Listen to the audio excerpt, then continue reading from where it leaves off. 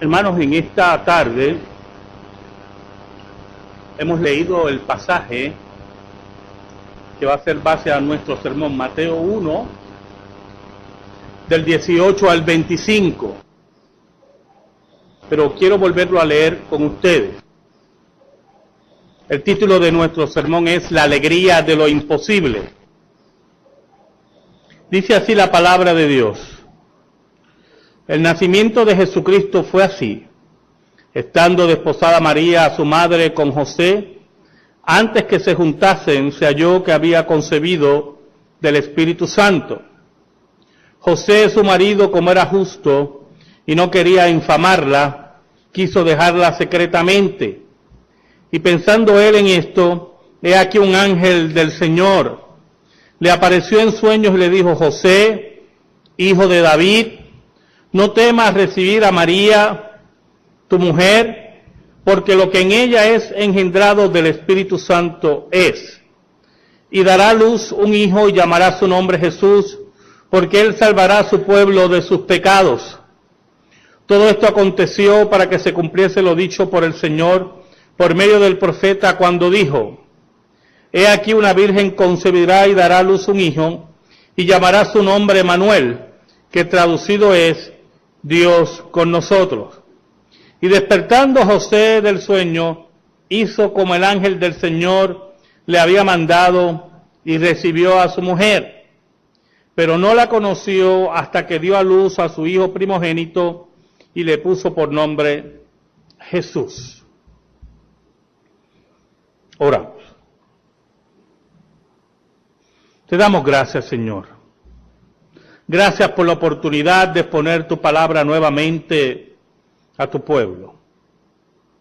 Te pedimos, Señor, en el nombre de Jesús, que nos escondas bajo la sombra de la cruz y que solamente tú seas glorificado. Guíanos, Señor, por tu palabra. Llega a las necesidades de tu pueblo y que solamente tú seas honrado. Por Cristo Jesús. Amén y amén. La alegría de lo imposible. Saben, hermanos, hoy alrededor del mundo este pasaje está siendo leído o ya fue leído en muchas iglesias. Y muchos se han acercado al texto para hablarnos de la maravilla del pesebre y la maravilla de la Navidad.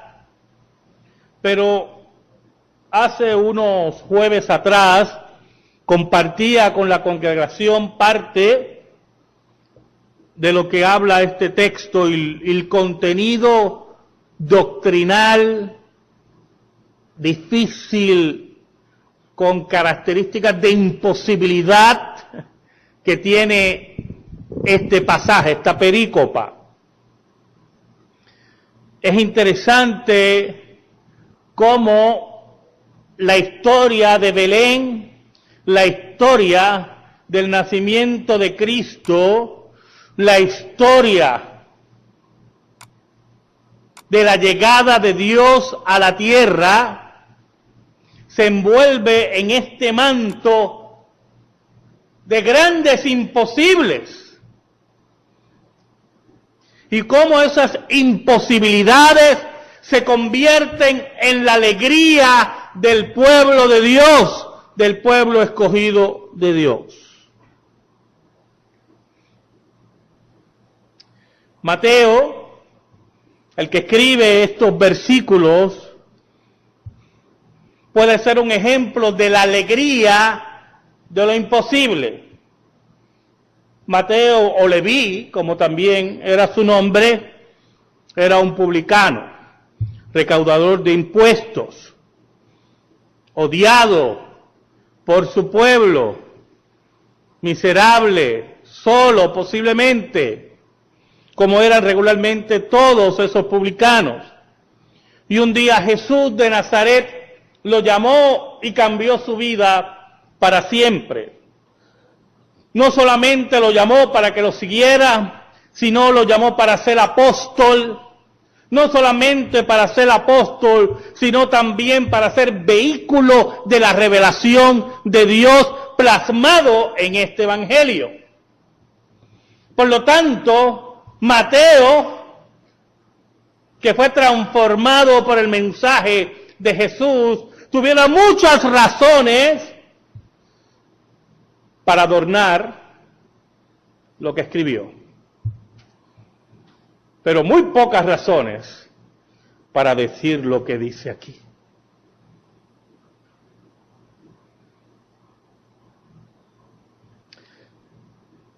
El nacimiento de Jesucristo fue así. Es un acercamiento categórico a aquel que lea su evangelio. Quiero decirte, lector, que lo que vas a leer ahora es una historia fidedigna. Está diciendo Mateo. Yo te voy a introducir a un relato que está cambiando al mundo. Yo no vengo con discursos de adornos, con excusas. Yo no vengo ante ti con cuentos de camino. Así ocurrió el nacimiento de Jesucristo. Y dice, estando desposada María, su madre, con José, antes que se juntasen, se halló que había concebido del Espíritu Santo.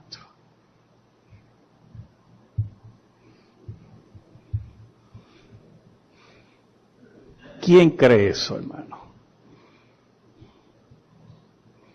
Dígame, séame sincero. Si entra una mujer embarazada por ahí y le dice que concibió del Espíritu Santo, ¿usted no se le ríe en la cara? No me diga que no, porque me falta el respeto. Mire lo categórico de Mateo. Quiero que entiendas, el que lee este evangelio, que el nacimiento de Jesucristo fue así.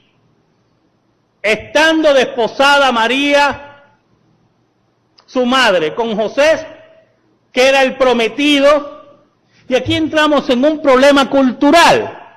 Los noviazgos en el siglo XX y en el siglo XXI no se comparan a esto.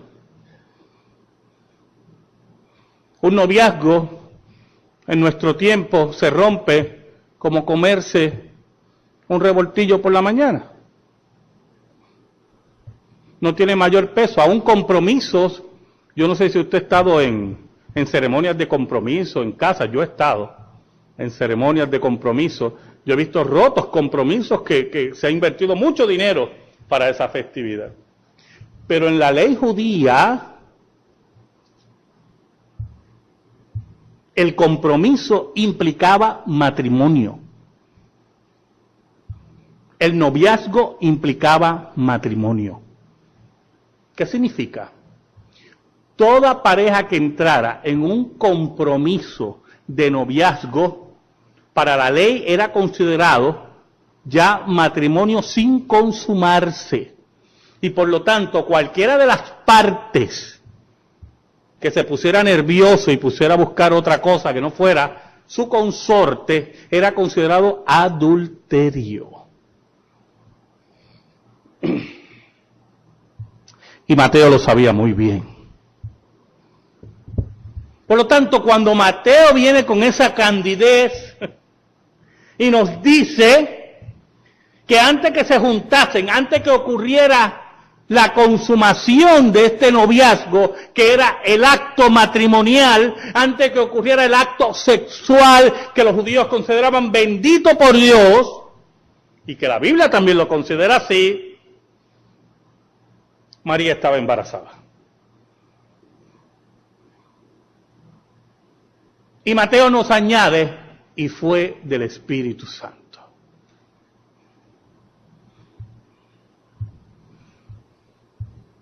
Mire qué sencillo va a ser esto, hermano. Si no crees en esto, yo puedo comprender que no creas. Lo que no puedo comprender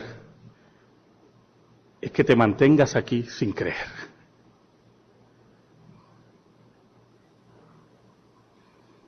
Por lo tanto, Mateo nos invita en la redacción de su evangelio a no solamente acercarte a Jesús, sino que también sepas que el que te vas a acercar llegó a la historia humana por medio de un nacimiento virginal. Perdón. Y aquí quiero hablar algo del nacimiento virginal.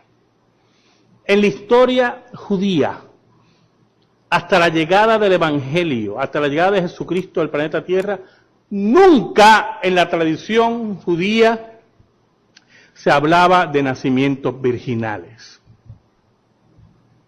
No era una concepción parte de la teología judía.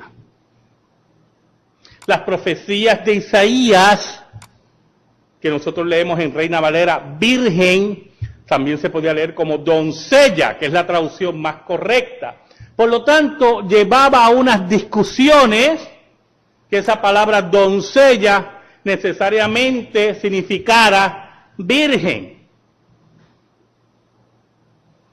Pero, como decía Lutero decía que él retaba a cualquier judío y cristiano que le demostrara que la palabra doncella en hebreo no se utilizaba para una mujer casada en algún momento, para una mujer no virgen. Y él decía, estoy dispuesto a dar 100 florines, que en aquel tiempo era una cantidad jugosa, 100 florines al que me demuestre lo contrario, y después añadía, y voy a orar a Dios a ver cómo le puedo pagar los 100 florines, porque no los tengo. Pero Lutero lo que nos invitaba es para que viéramos que la palabra doncella recibe su fuerza, su definición correcta en Mateo, cuando Mateo nos habla de la Virgen. Y no era parte de la concepción judía hablar del nacimiento, de un nacimiento virginal. Pero tampoco era parte, y esto sí yo quiero enfatizarlo, de las tradiciones paganas. Alejandro, su mamá, ¿alguien se acuerda el nombre de la mamá de Alejandro? Olimpia.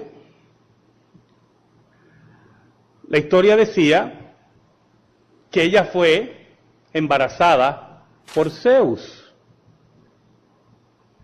Y por lo tanto Alejandro era parte de un nacimiento milagroso. Pero Olimpia tenía de virgen lo que yo tengo de ruso.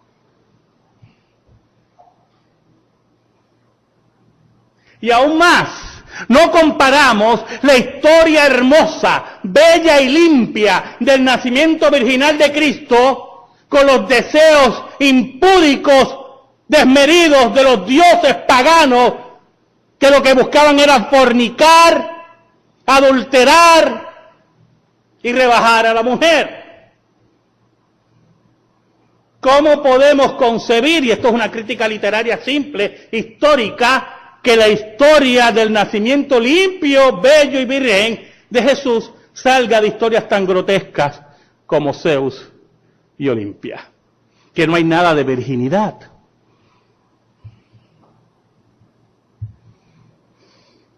Los intentos de los enemigos de la Biblia se estrellan ante analogías tan pobres, tan mediocres como esta. Por lo tanto, Mateo nos invita a que ejerzamos fe en que María había concebido del Espíritu Santo. Pero la historia no se detiene ahí. Las imposibilidades no se detienen ahí. El versículo 19 nos dice, José, su marido, como era justo y no quería infamarla, quiso dejarla secretamente. Mire qué interesante. Una cosa es que acusen a su novia de que le ha sido infiel y otra cosa es que el vientre empiece a crecer. Son dos cosas muy diferentes, ¿verdad que sí? Porque las acusaciones pueden ser falsas, pero lo que uno ve no es falso. Y José estaba siendo testigo de los cambios físicos que estaban ocurriendo en María. Y eso se añadía a que María reafirmaba que había sido visitada por un ángel. Mire la historia. Yo quiero que usted se ubique. Visitada por un ángel. El ángel le había dicho que iba a concebir del Espíritu Santo. Ella concibe del Espíritu Santo. Y va donde José le dice, yo he concebido del Espíritu Santo. Y José la mira. Y su corazón se destruye. La amaba profundamente, hermano. ¿Sabe? Habían dos caminos. Había un camino para María, según la ley. Y era morir apedreada. Era adúltera. Pero en el tiempo de José habían dos caminos. El denunciarla para morir apedreada o darle carta de divorcio. Porque, como le dije, el compromiso en la ley de Moisés se consideraba el noviazgo como matrimonio. Por lo tanto, él tenía que proceder con dos testigos para darle carta de divorcio. El primer camino en este tiempo era bastante improbable. ¿Por qué? Porque los escribas, los maestros de la ley habían creado un entretejido alrededor de la ley de Dios tal que para llegar a un apedreamiento bajo Roma era prácticamente imposible. Por lo tanto, que si José decidía difamarla públicamente, para llegar a que la apedrearan era muy difícil. Pero sí, su honra iba a quedar destruida. Iba a ser considerada una mujer infiel, adúltera, marcada para siempre. Y José, que era un hombre justo, que quería cumplir la ley y sabía que habían varios caminos, decidió por el camino de la misericordia, el camino del amor. Una enseñanza que José nos dicta a nosotros como creyentes, que cuando vemos a alguien en falta o en pecado, si hay otros caminos para restaurar, hay que tomarlos, hermanos.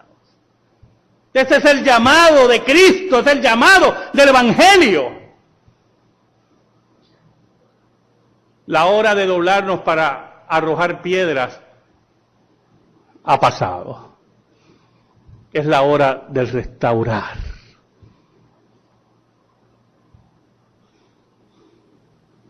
No quería infamarla y decidió dejarla secretamente. Su corazón destruido. Póngase en el lugar de José. Yo me imagino a José que la amaba profundamente, destruido, y al mismo tiempo pensando, está loquita.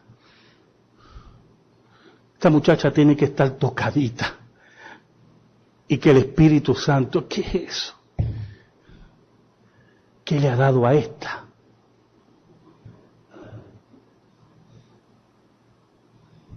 Mira el versículo 20. Me gusta cómo empieza el versículo 20. Mateo recoge algo bien interesante. Dice, y pensando él en esto. Yo no sé si usted entiende esa frase, hermano. Ya hemos visto dos imposibilidades. Uno, el nacimiento del Espíritu Santo por una virgen. Y dos, que José le creyera.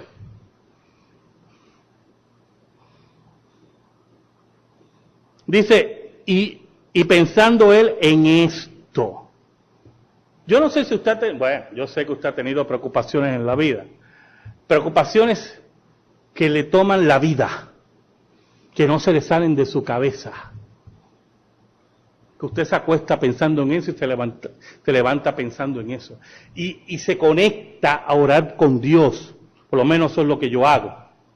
Cuando tengo una preocupación que se me hace difícil evadirla, porque tengo que enfrentarla, siempre me conecto con Dios. Y estoy todo el día orando, Señor, ayúdame, dame fuerza, dame el camino, dame. Y así estaba José. Preocupado, destruido. A la que amaba, le había sido infiel. Eso es lo que él pensaba. Eso es lo que él profundizaba. Eso es lo que él lloraba.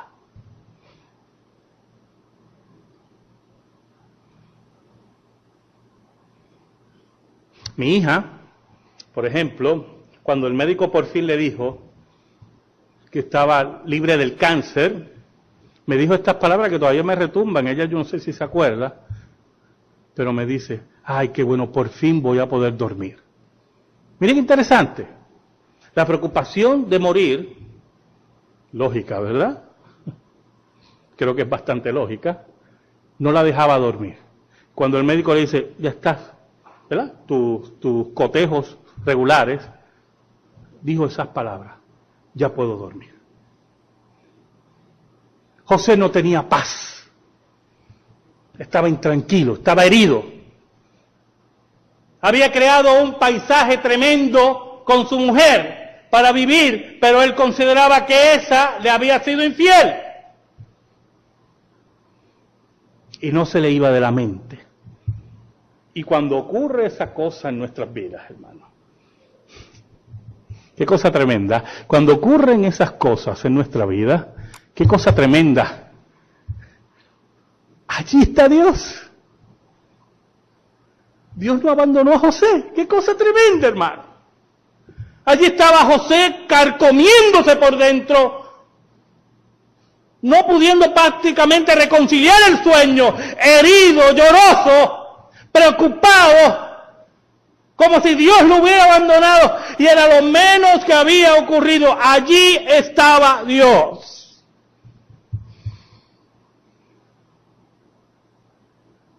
Mire cómo dice.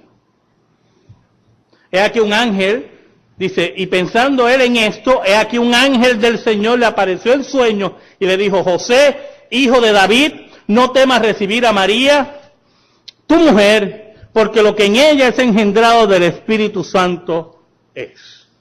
Mira qué cosa tremenda. Y allí en medio de la preocupación, del dolor, de la tristeza, cuando no hay salida, y dígame, hermano, cuando José no veía luz al final del túnel, porque es que no hay luz. Si tú te metes en la cabeza que ella fue infiel, eso tú no lo puedes revertir. No hay luz al final del túnel. Al final del túnel estaba Dios. Cuando creemos que no hay luz en el túnel, ahí está Dios. Cuando creemos que lo imposible no nos puede traer alegría, allí está la alegría de Dios.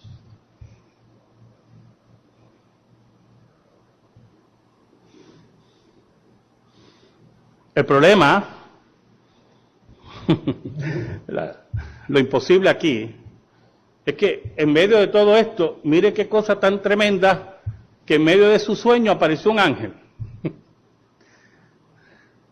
Y cualquiera puede decir, pues, se acostó con esa preocupación. Yo no sé si a usted le ha pasado eso, a mí me ha pasado. Yo me he acostado con preocupaciones tremendas y sueño con eso.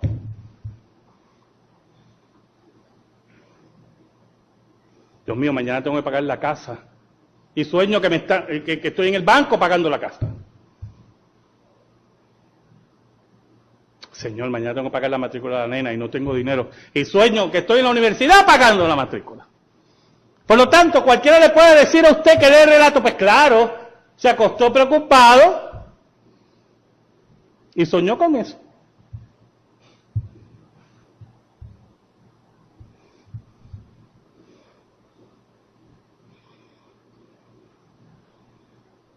El problema es el diálogo del ángel. Es un sueño demasiado elaborado. Es un súper sueño. Dice, he aquí un ángel del Señor le apareció en sueño y le dijo, José, y mira qué tremendo, hijo de David. Y aquí entra una confluencia importantísima del texto. tú que eres heredero del trono de David. Eso es lo que le está diciendo el ángel. José, hijo de David, tú que eres parte de la descendencia de Cristo. Tú que has sido señalado por Dios.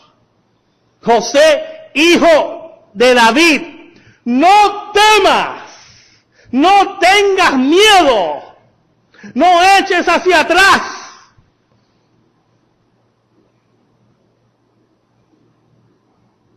Qué cosa tremenda. Allí, hermano, lo imposible que era para José, el relato de María, le trajo toda la alegría a su vida. José se iba a convertir en el padre adoptivo y el padre que le daba la herencia a Cristo, como María, del trono de David. Allí la alegría de lo imposible arrebató la vida de José. No temas recibir a María, le dice el ángel. Pero lo interesante es cómo le dice el ángel. No temas recibir a María, tu mujer. Si tú crees que ese vínculo está roto, te equivocaste. Estás totalmente equivocado. Porque quiero que sepas que lo que en ella es engendrado del Espíritu Santo es. En ese juego de palabras de Reina Valera, con esa poesía de Reina Valera.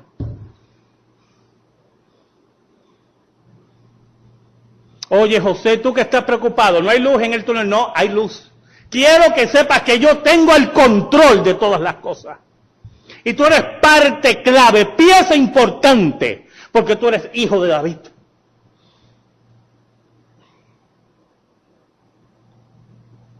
Pero entonces, mire cómo el sueño sigue. Por eso es que sabemos que es un sueño revelación. Por toda la organización del sueño. Porque yo quiero que usted sepa que cuando yo me duermo con una preocupación y sueño con eso, no lo sueño así. Que mañana tengo que ir a pagar la casa y cuando en el sueño voy al banco, el banco es chiquito, o el banco está en la playa, o está volando el banco. Porque así son los sueños, ¿verdad? De momento salgo del banco y termino en Ponce y yo, pero estaba en Plaza de las Américas, ¿qué pasó aquí? Así son los sueños, ¿verdad? Por eso son sueños. Las locuras de los sueños. De momento el sueño cambia y usted tiene a alguien al lado, pero el mío que está al lado está acá. ¿Qué es esto? Pero eso no fue lo que le pasó a José. Era una revelación en orden, precisa. Una revelación de lo imposible, que solamente es posible para Dios.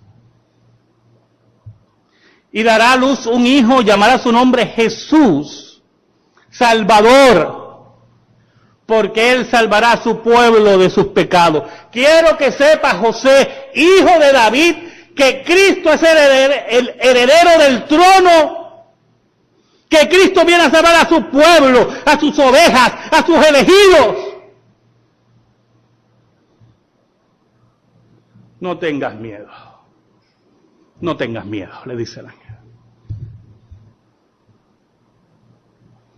Entonces, Mateo toma de nuevo la palabra en el versículo 22.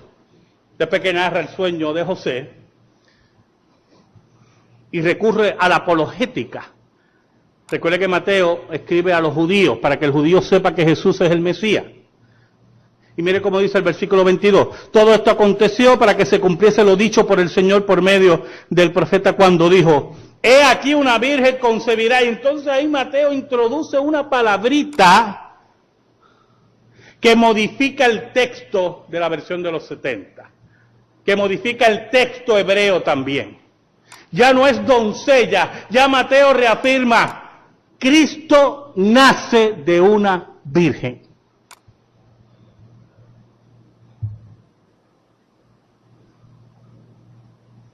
Entonces complica todo el panorama, porque si usted estuvo atento, es la importancia de que usted me atienda la lectura bíblica durante el servicio. Si estuvo atento a la lectura del Antiguo Testamento que hizo la hermana Bibi, Usted sabe muy bien que Isaías va donde Acaz, al rey Acaz, y le dice, mira, aquí hay un junte político contra ti, pero Jehová va a estar contigo si tú confías en él. Pero Acaz, que era un rey malvado, no quería confiar en Jehová, sino en su acuerdo con Asiria.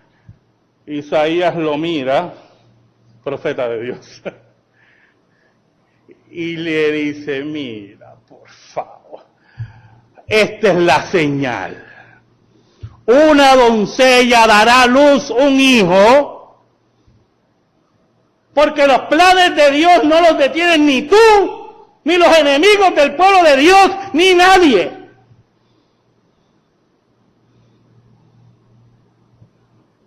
He aquí una virgen concebirá y dará a luz un hijo y llamará su nombre Manuel. Y entonces se complica la cosa de la imposibilidad aquí. Porque dice, y traducido es, Dios con nosotros. Quiero que sepas que el que va a nacer, Jesús, que vino de una virgen, que José tiene que creerlo, porque yo se lo revelé, es Dios encarnado. Dios con nosotros. Que traducido es Dios con nosotros. Entonces, nuevamente, Mateo, en ese juego de palabras, recurre a José. Dice, despertando José del sueño, hizo como el ángel del Señor le había mandado y recibió a su mujer. Qué cosa tremenda. Usted se puede imaginar el encuentro. José llama a María y le dice, te creo. Y María, que también lo amaba, yo no dudo que debe haber llorado.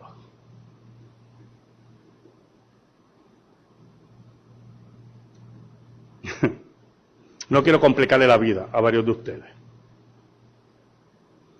Pero los noviazgos que hay mucho amor son tremendos. Y no hay cosa más tremenda en los noviazgos que las reconciliaciones después de una pelea.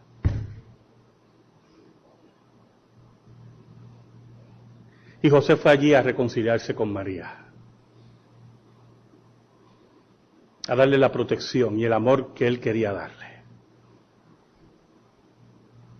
Y allá va José con la fe que había recibido la revelación de Dios.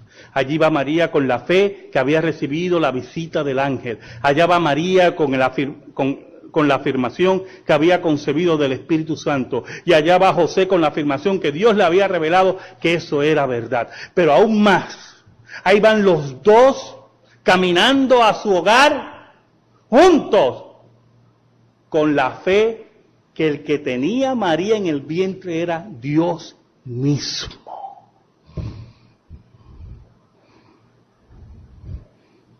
¿Usted oyó? Volvamos a la imagen de la mujer que entró por aquí. Concibió del Espíritu Santo, usted la mira y le añade y le complica, y es Dios el que está en mi vientre.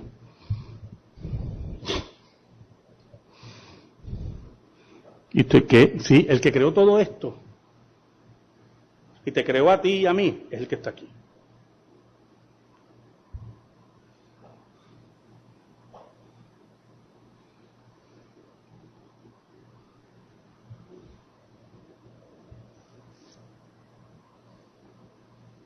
¿Sabe algo, hermano?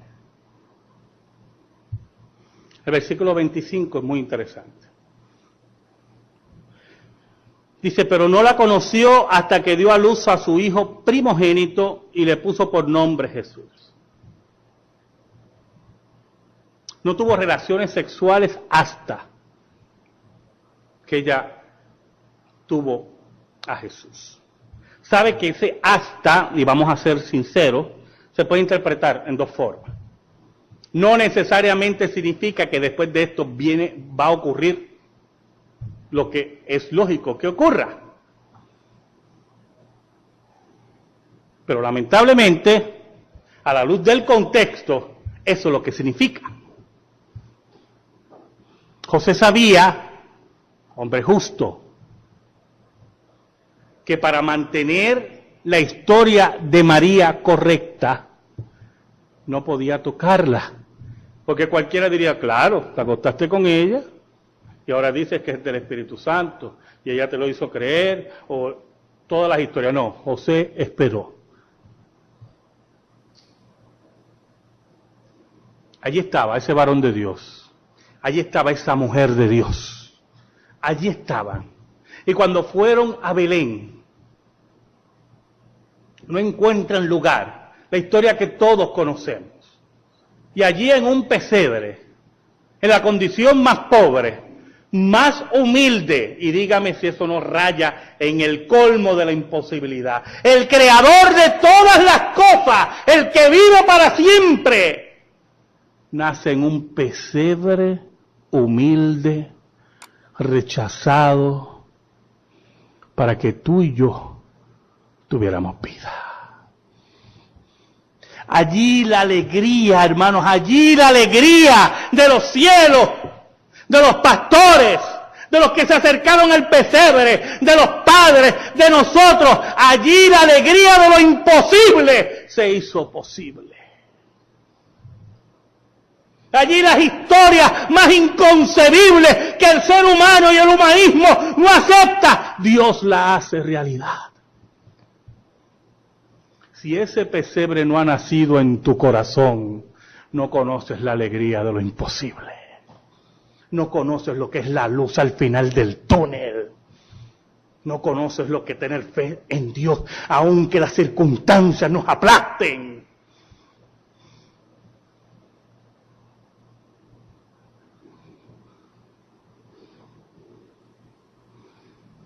Un día, una pareja le creyó a Dios.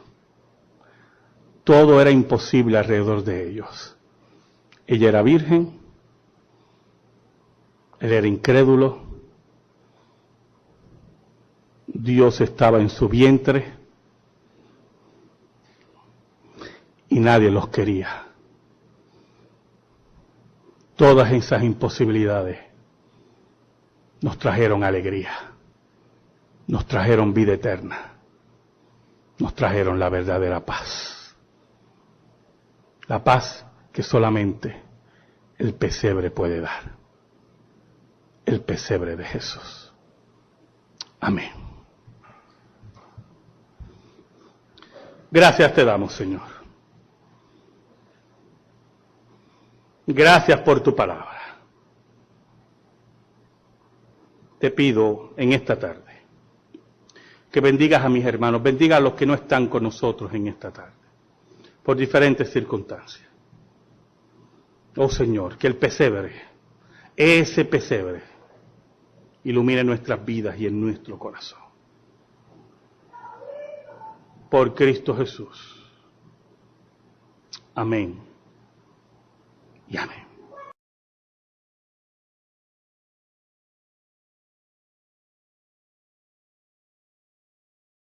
Hermanos, en esta tarde hemos leído el pasaje que va a ser base a nuestro sermón, Mateo 1, del 18 al 25. Pero quiero volverlo a leer con ustedes.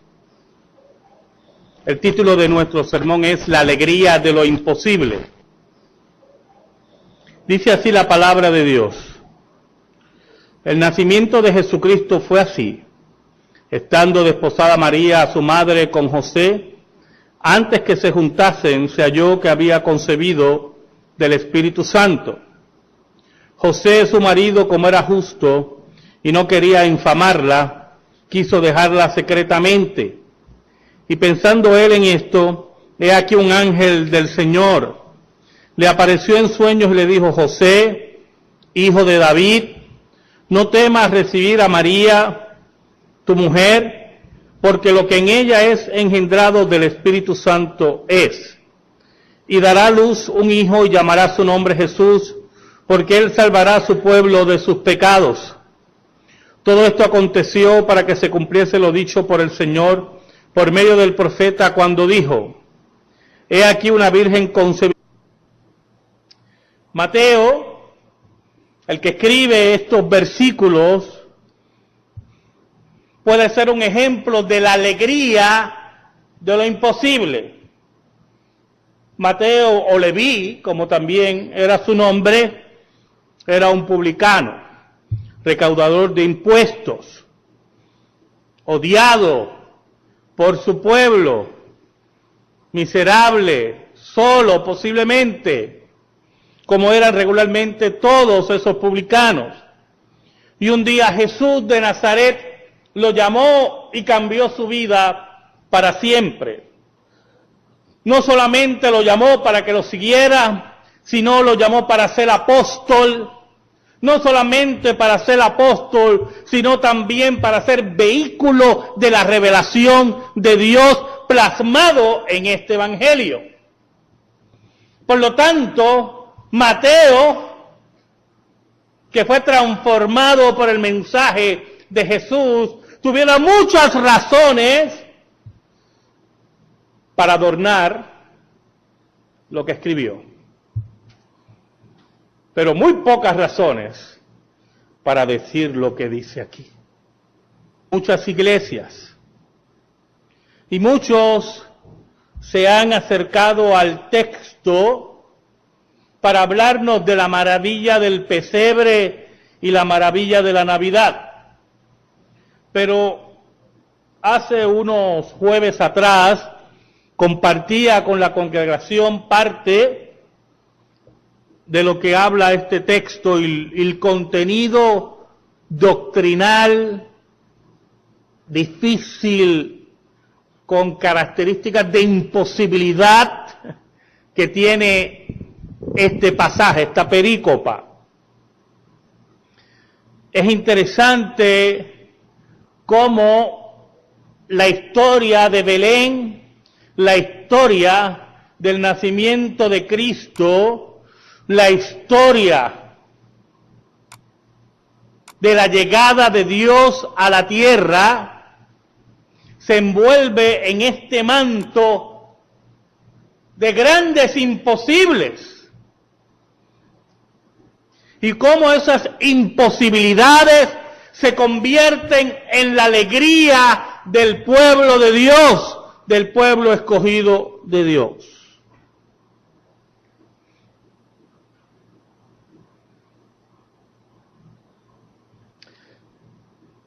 El nacimiento de Jesucristo fue así.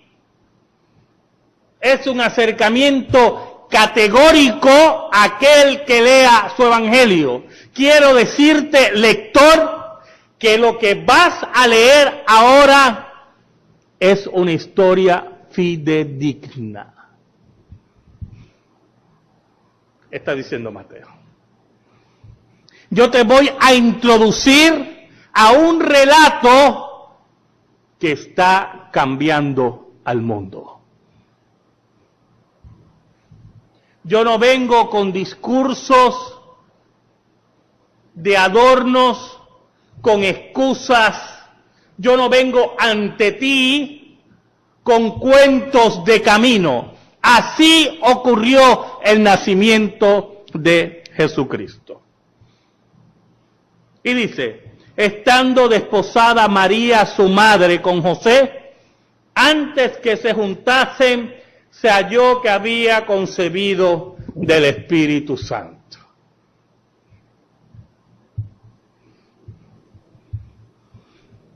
Dirá y dará a luz un hijo, y llamará su nombre Emmanuel, que traducido es Dios con nosotros. Y despertando José del sueño, hizo como el ángel del Señor le había mandado y recibió a su mujer. Pero no la conoció hasta que dio a luz a su hijo primogénito y le puso por nombre Jesús. Oramos. Te damos gracias, Señor. Gracias por la oportunidad de exponer tu palabra nuevamente a tu pueblo. Te pedimos, Señor, en el nombre de Jesús, que nos escondas bajo la sombra de la cruz y que solamente tú seas glorificado. Guíanos, Señor, por tu palabra. Llega a las necesidades de tu pueblo y que solamente tú seas honrado. Por Cristo Jesús. Amén y amén. La alegría de lo imposible. Saben, hermanos, hoy alrededor del mundo este pasaje está siendo leído o ya fue leído